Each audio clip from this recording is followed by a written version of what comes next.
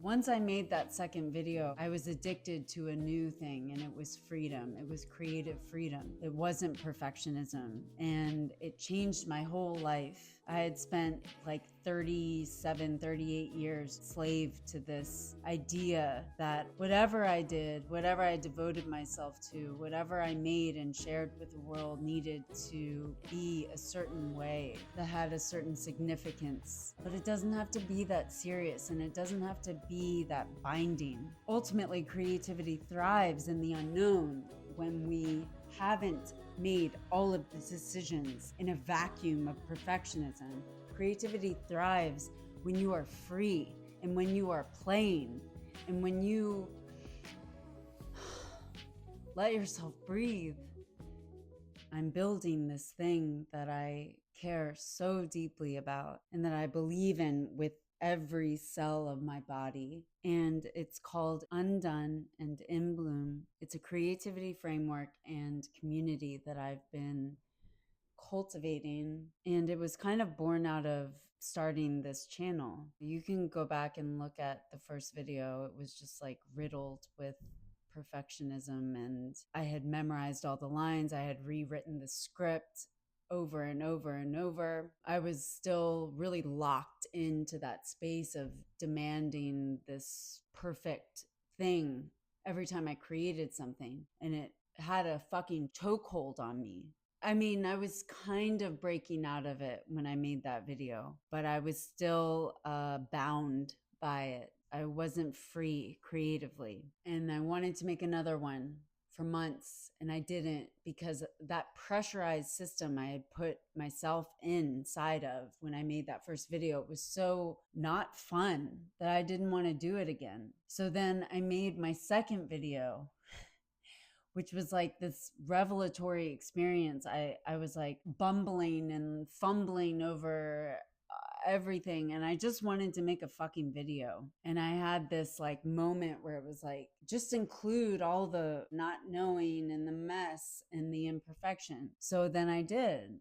I like made the second video, and it's just like super messy and ridiculous. And it was so much fun. It was fun to film it. It was fun to edit it. And it was fun to post it and release it and be like, fuck all. Like, just get it out into the world, because maybe one other person is feeling paralyzed by their perfectionism because they care so much about what they make and what they put out into the world that it is holding them hostage, what they think is their high quality standards and whatever complex they've developed over the years that tells them that they must do it a certain way or it won't be good enough. All of that bullshit that silences people and makes them not make the thing they want to make and try the thing they want to try, do the thing they want to do, and grow and learn and expand and connect. I think once I made that second video, I was addicted to a new thing, and it was freedom. It was creative freedom. It wasn't perfectionism, and it changed my whole life. I had spent like 37, 38 years just like slave to this idea that whatever I did, whatever I devoted myself to, whatever I made and shared with the world needed to be a certain way that I had constructed in my mind, that had a certain significance and prescribed meaning or something like that. But it doesn't have to be that serious, and it doesn't have to be that binding. Ultimately, creativity thrives in the unknown when we haven't made all of the decisions in a vacuum of perfectionism. Creativity thrives when you are free and when you are playing and when you let yourself breathe and let your curiosity and imagination and wonder guide the way, not judgment, not these rigid ideas of what something should be or should look like or should signify. That was the root of all of this. Once I experienced that freeing sensation, I was like, oh, I like came up for air. And then I wanted that for other people. I wanted that so badly.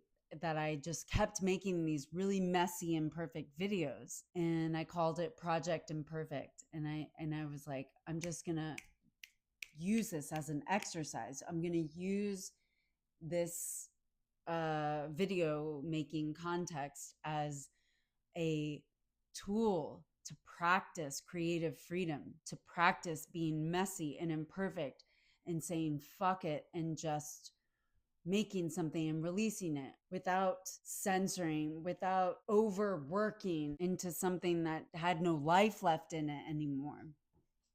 So I have a bunch of bullshitty, silly, out of left field videos up.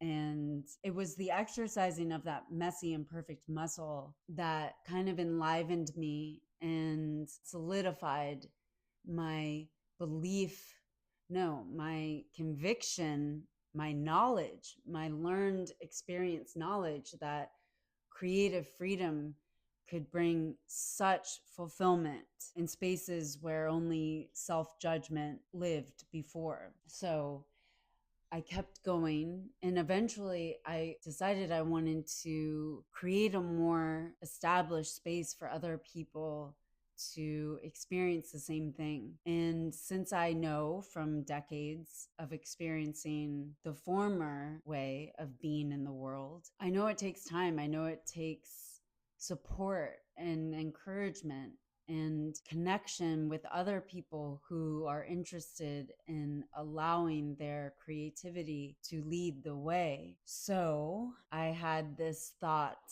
of creating a space where I could guide other people through their own transformation of ridding themselves of perfectionism and overthinking and self-judgment, and allowing themselves to cultivate this way of being in the world that was much more free and celebratory. And I didn't know what it would become, and I didn't know how it would materialize, but it just has beautifully proving my hypothesis that if you just embrace the mess and just start whatever it is you want to do, whatever it is you want to try and explore, and however you want to express yourself without concern for how you will look or be received. I just wanted to make a space for people to feel safe enough, connected enough,